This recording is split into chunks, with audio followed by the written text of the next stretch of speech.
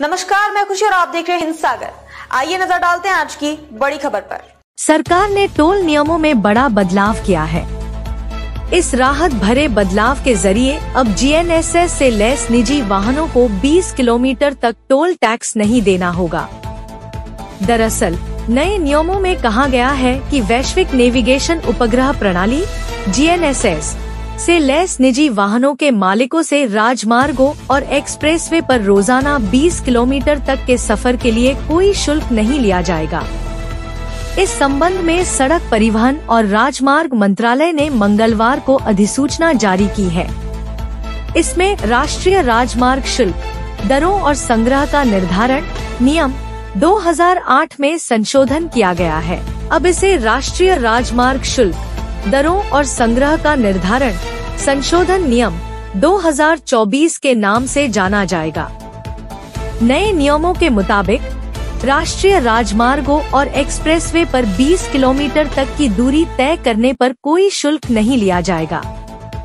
इससे अधिक की दूरी तय करने पर वाहन मालिक से कुल दूरी पर शुल्क लिया जाएगा। विज्ञापन अधिसूचना में क्या?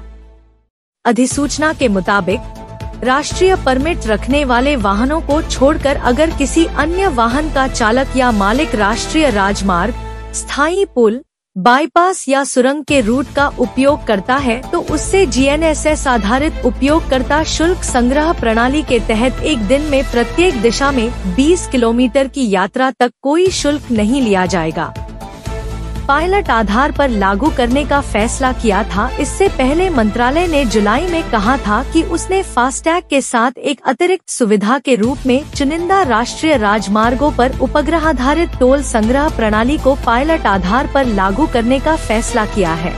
जीएनएसएस आधारित उपयोगकर्ता शुल्क संग्रह प्रणाली का एक पायलट अध्ययन कर्नाटक में NH 275 के बेंगलुरु मैसूर खंड और हरियाणा में NH 709 के पानीपत हिसार खंड पर किया गया है। क्या है ग्लोबल नेविगेशन सैटेलाइट सिस्टम? आधारित टोल कलेक्शन सिस्टम के तहत हाईवे पर तय की गई दूरी के आधार पर टोल लिया जाता है। मौजूदा तरीके के तहत भले ही यूजर टोल रोड के एक हिस्से की यात्रा करता है, उसे एक निश्चित राशि का भुगतान करना पड़ता है।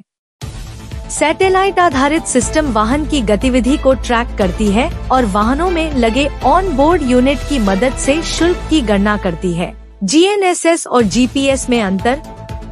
जीएनएसएस सैटेलाइट प्रणाली वह समूह है तो जो स्थिति और समय संबंधी संपूर्ण डेटा प्रदान करता है। वहीं वैश्विक स्थान निर्धारण प्रणाली जीपीएस जीएनएसएस के तहत आने वाले एक विशिष्ट प्रणाली है जो स्थान निर्धारित करने के लिए उपग्रहों का उपयोग करता है।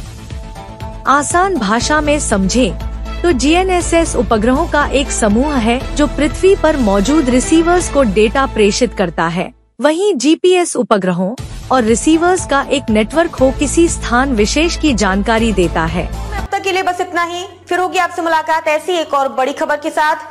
तब तक के लिए नमस्कार और देखते रहिए हिंद सागर। ऐसे ही लेटेस्ट अपडेट्स के लिए हमारे चैनल को सब्सक्राइब करें और तुरंत नोटिफिकेशन पाने के लिए बेल आइकन प्रेस करना ना भूलें। और यदि आप हमें फेसबुक के माध्यम से देख रहे हैं तो हमारे चैनल को फॉलो जरूर करें।